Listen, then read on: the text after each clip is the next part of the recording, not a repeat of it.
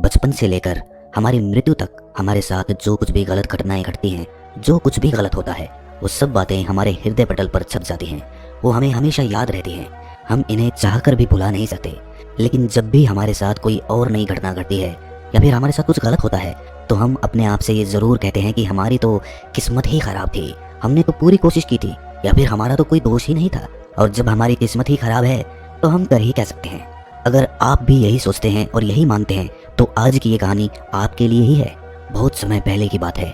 किसी नगरी में एक व्यक्ति रहा करता था। वो अपनी किस्मत को लेकर बहुत रोया करता था। उसे लगता था कि उसकी किस्मत बहुत खराब है और भगवान ने ना जाने क्यों उसकी किस्मत ऐसी लिखी है। एक दिन वो व्यक्ति एक सड़क से होकर गुजर रहा था। तभी उसने देखा कि एक बौद्ध भिक्षु ध्यान में लीन बैठे हुए हैं। वो उन बौद्ध भिक्षु के पास पहुंच गया और उनसे कहने लगा कि हे गुरुवर, क्या आप मेरी मदद कर सकते हैं? इस पर बौद्ध भिक्षु कहते हैं कि बताओ तुम्हें क्या समस्या है और तुम यहाँ पर क्यों आए हो? वो व्यक्ति बौद्ध भिक्षु से कहता है कि हे गुरुवर, मैं बहुत दुखी हूँ, बहुत परेशान हूँ। मैं जो कुछ भी करता हूँ सब कुछ उल्टा ही हो जाता है। जो कुछ भी करने की कोशिश करता हूँ वो सब खराब हो जाता है।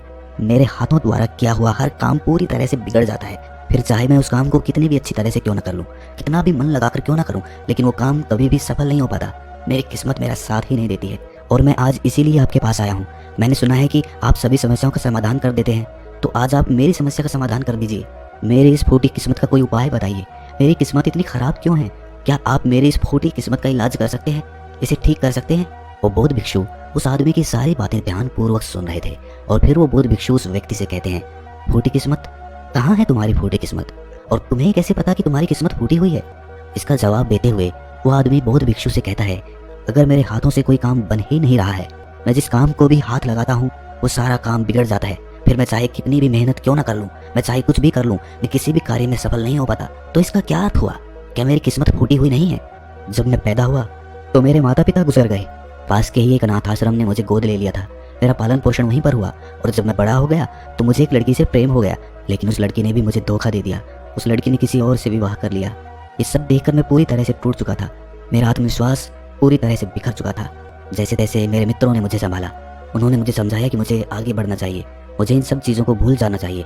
मैंने आगे बढ़ने की कोशिश की। मैंने अपने एक मित्र के साथ मिलकर एक छोटा सा व्यापार शुरू किया, लेकिन यहाँ पर भी मेरी किस्मत ने मेरा साथ नहीं दिया। मैंने जिसके साथ वो व्यापार शुरू किया था, मेरे उस मित्र ने सारा व्यापार मुझसे हड़प लिया और मुझे उस व्यापार से बेदखल कर दिया। मैं एक बार फिर से पूरी तरह से टूट चुका था। मेरे मन में अब केवल एक ही ख्याल था, मेरे इस तरह जीने का क्या अर्थ है? क्या मेरी किस्मत केवल धोखा खाने की है? क्या मुझे जीने का कोई हक नहीं? क्या मुझे खुशियाँ पाने का कोई हक नहीं? क्या मेरी किस्मत फूटी हुई नहीं है? क्या आप मेरी इस किस्मत को ठीक कर सकते हैं? इस पर वो बौद्ध भिक्षु उस आदमी से कहते हैं कि अच्छा ये बात है, तो बताओ कहाँ है तुम्हारी वो फूटी किस्मत? लाओ मुझे दो, मैं उसे अभी ठीक कर देता हूँ और तुम उसे लेकर फिर चले जाना। इस पर वो व्यक्ति कहता है, हे बंदे, आप ये कैसी बातें कर रहे हैं? भला मैं अपनी किस्मत आपको कैसे दे सकता हूँ? किस्मत कोई ऐसी चीज़ तो है ही नहीं कि मैंने निकाली और आपको दे दी। वो तो दिखाई तक नहीं देती है। क्या आप ये बात समझ पा रहे हैं कि आप क्या कह रहे हैं?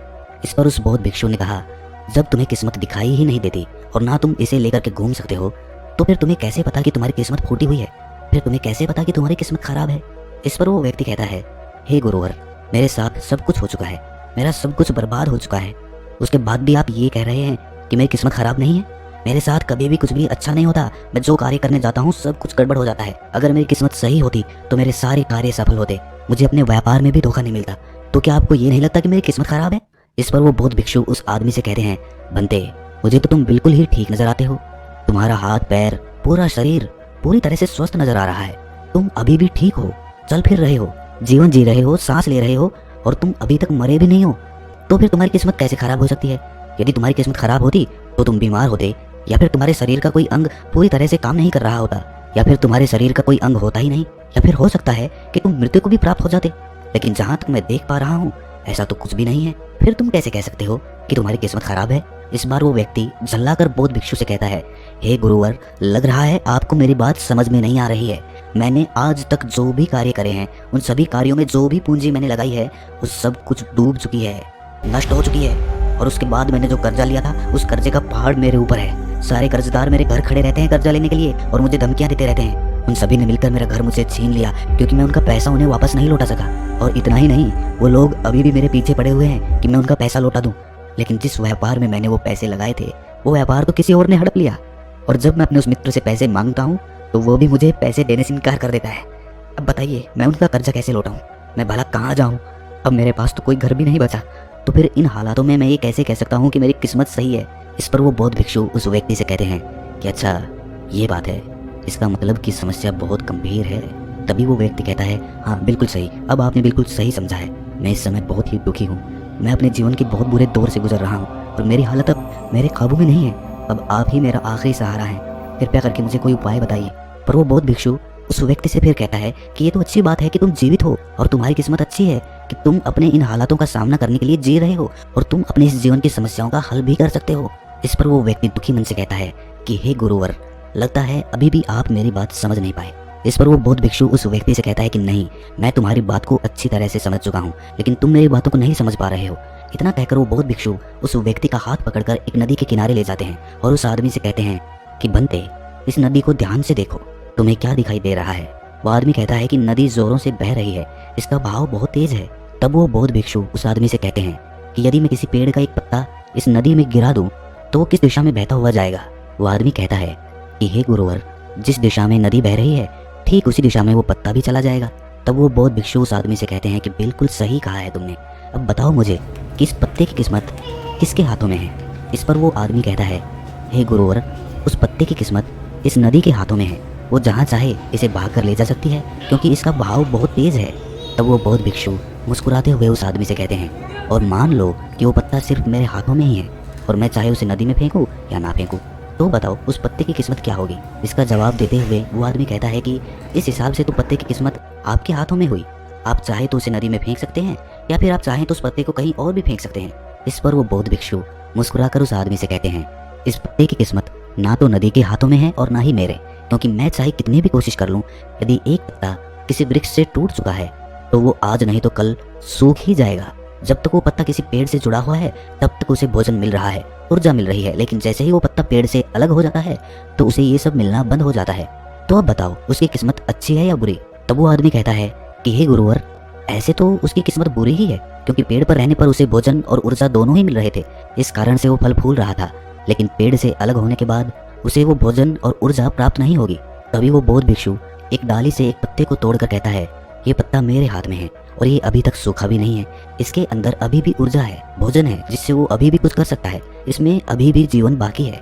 तभी अचानक जोर की हवा चली और उन गुरुवर के हाथों से वो पत्ता उड़कर थोड़ी दूरी पर जा गिरा। इस पर वो बौद्ध भिक्षु उस आदमी से कहते हैं तुमने देखा, यदि ये पत्ता अभी तक उस पेड़ से जुड़ा हुआ होता तो उतनी दूर उड़कर कभी नहीं जा पाता। आज ये पत्ता पेड़ से अलग होकर पूरी तरह से स्वतंत्र हो चुका है और इसने अभी अभी उड़ने का आनंद भी उठाया है, जो ये पेड़ पर रहकर कभी नहीं कर सकता था। इतना कहते हुए वो बौद्ध भिक्षु उस पत्ते के पास पहुंचे और उस पत्ते को उठाकर नदी में फेंक दिया और उस आदमी से कहा इसकी किस्मत कैसी है। इस पर वो आदमी उन बौद्ध भिक्षु से कहता है अब इसकी किस्मत बहुत अच्छी है, क्योंकि ये अब नदी में तैर रहा है, लेकिन अभी भी ये नदी के बहाव के साथ ही बहता हुआ जाएगा, इसे कोई रोक नहीं सकता। इसका जवाब देते हुए बौद्ध भिक्षु कहते हैं ये पत्ता नदी में तैरने का आनंद जरूर ले रहा है, लेकिन साथ ही साथ ये अपने ऊपर ना जाने कितने ही छोटे छोटे जीव जंतुओं को बचाएगा, उनको जीवन दान देगा और ना जाने कितने ही जीव जंतुओं को ये एक किनारे से दूसरे किनारे तक पहुंचाने में उनकी मदद भी करेगा।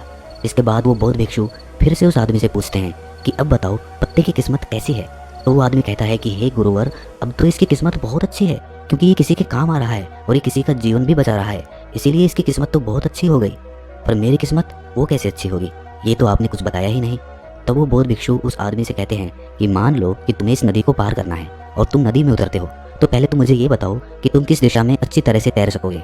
इस पर वो आदमी जवाब देते हुए कहता है कि गुरुवर, जिस दिशा में नदी बह रही है उसी दिशा में तैरना आसान होगा और मैं उस दिशा में आसानी से तैरता हुआ चला जाऊंगा। उस आदमी की ये बातें सुनकर बौद्ध भिक्षु कहते हैं और यदि मान लो कि तुम्हें इस नदी के बहाव के विपरीत दिशा में तैरना हो, तब तुम क्या करोगे, क्या तुम्हारी किस्मत तब भी अच्छी होगी। वो आदमी कहता है कि नहीं गुरुवर, तब तो मुझे और ज्यादा मेहनत करनी पड़ेगी, तब मेरी किस्मत भला अच्छी कैसे हो सकती है। उस आदमी का ये जवाब सुनकर वो बौद्ध भिक्षु उस आदमी से कहते हैं और यदि मान लो कि तुम्हारे हाथ पैर नहीं है और फिर भी मैं तुम्हें कहूँ कि तुम इस नदी के विपरीत दिशा में तैर कर अपने लक्ष्य तक पहुंचो, तब तुम्हारे मन में क्या ख्याल आएंगे और तुम्हारी किस्मत कैसी होगी। इस पर वो आदमी कहता है कि हे गुरुवर, अगर मेरे हाथ पैर ही नहीं होंगे तो मैं विपरीत दिशा में तैर कर अपने लक्ष्य तक कैसे पहुंचूंगा। अगर मेरे हाथ पैर सही सलामत होंगे तो हो सकता है कि मैं विपरीत दिशा में तैर कर अपने लक्ष्य तक पहुंच जाऊं, भले ही उसमें समय थोड़ा ज्यादा लगे, लेकिन यदि मेरे हाथ पैर ही नहीं होंगे तो भला मैं कैसे पहुंचूंगा। तो ऐसे में मेरी किस्मत तो और ज्यादा बुरी हो गई। तब वो बौद्ध भिक्षु उस आदमी से कहता है कि अब तुम्हें ये समझ में आया कि तुम्हारी किस्मत अभी भी अच्छी है, पहले भी अच्छी थी और आगे भी अच्छी ही रहेगी। बस तुम्हारे अंदर एक छोटी सी तकलीफ ये है कि जो भी समस्या है जो हमारे सामने आ रही है, उन समस्याओं का तुम सामना नहीं करना चाहते हो। लेकिन जिन समस्याओं को तुम पीछे छोड़कर भागने की कोशिश कर रहे हो, वो समस्याएं तुम्हारे साथ ही चल रही हैं। जैसे कि मान लो यदि इस नदी का बहाव और ज्यादा तेज हो जाए तो तुम्हें इस नदी की विपरीत दिशा में तैरने में कितनी मेहनत करनी पड़ेगी। वो आदमी कहता है, हे महाराज, तब तो मुझे अत्यधिक मेहनत करनी पड़ेगी और मुझे बहुत ज्यादा थकान भी होगी, लेकिन किसी ना किसी तरह मैं अपने लक्ष्य तक पहुंच जाऊंगा। तब वो बौद्ध भिक्षु उस आदमी से पूछता है, अच्छा मान लो नदी का बहाव और भी ज्यादा तेज हो जाए तो क्या तुम नदी की विपरीत दिशा में तैरना पसंद करोगे? वो आदमी कहता है, नहीं नहीं गुरुदेव, मैं तो इस नदी में उतरने का सोचूंगा भी नहीं, विपरीत दिशा में तैरना तो दूर की बात रही।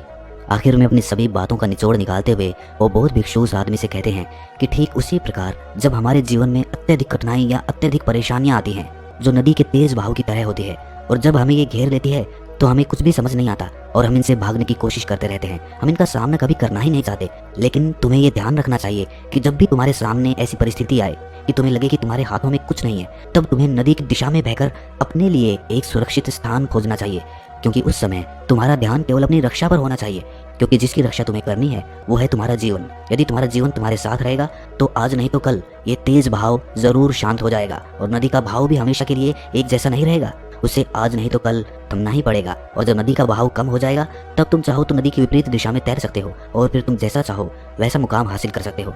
तो अब मुझे बताओ, क्या तुम्हें अभी भी ये लगता है कि तुम्हारी किस्मत खराब है या फिर तुम्हारी किस्मत अभी भी फूटी हुई है? ये कहकर वो बौद्ध भिक्षु जोर जोर से हंसने लगते हैं, और ये सुनकर वो आदमी भी जोर से मुस्कुरा उठा और उनसे कहता है कि हे गुरुवर, आप सही कहते हैं, मेरी किस्मत पहले भी अच्छी थी, आज भी अच्छी है और आगे भी अच्छी ही रहेगी। मैं पूरी तरह से स्वस्थ हूँ, मेरे हाथ पैर सही सलामत है, मेरा जीवन मेरे साथ है, मेरे पास है, और मैं सांसें भी ले रहा हूँ। हाँ, मेरे पास घर नहीं बचा, लेकिन फिर भी अभी मेरे पास कुछ पैसे बचे हैं, खाने के लिए भोजन है, पहनने के लिए अच्छे कपड़े हैं, जिनकी मदद से मैं एक बार फिर से अपने उन मुकामों को हासिल कर सकता हूँ। जो चला गया बुद्धिमान उसका शोक नहीं करते और आने वाले कल की चिंता कर्मयोगी नहीं करता। अगर मैं बीते हुए कल के शोक में डूब गया तो मैं कभी आगे नहीं बढ़ पाऊंगा। मुझे वो सब कुछ चाहिए जो मैं पाना चाहता हूँ, मैं उसकी तलाश में अब आगे बढ़ना चाहता हूँ, मैं वो सब प्राप्त करना चाहता हूँ और मैं वो प्राप्त करके ही रहूंगा, क्योंकि अब मैं उस पेड़ से अलग हो चुका हूँ जो मुझे बांधे हुए थी, मुझे रोके हुए थी। लेकिन अब मैं उस पेड़ से अलग हो चुका हूँ और अब मेरे पास एक ऐसा सुनहरा मौका है जिससे मैं अपने जीवन को संवार सकता हूँ, उसे निखार सकता हूँ। इतना कहकर वो आदमी उस बौद्ध भिक्षु को प्रणाम करता है और अपने मार्ग पर आगे की ओर निकल पड़ता है, और वो बौद्ध भिक्षु भी अपनी राह पर आगे चल पड़ते हैं। अगर ये कहानी आपके दिल को छू गई तो इस चैनल को सब्सक्राइब करके नोटिफिकेशन बेल को जरूर प्रेस कर देना। ये कोई ऑर्डर नहीं है, ये एक रिक्वेस्ट है, मान लीजिए। तो दोस्तों, मिलते हैं अगली कहानी में, तब तक के लिए अपना ख्याल रखें।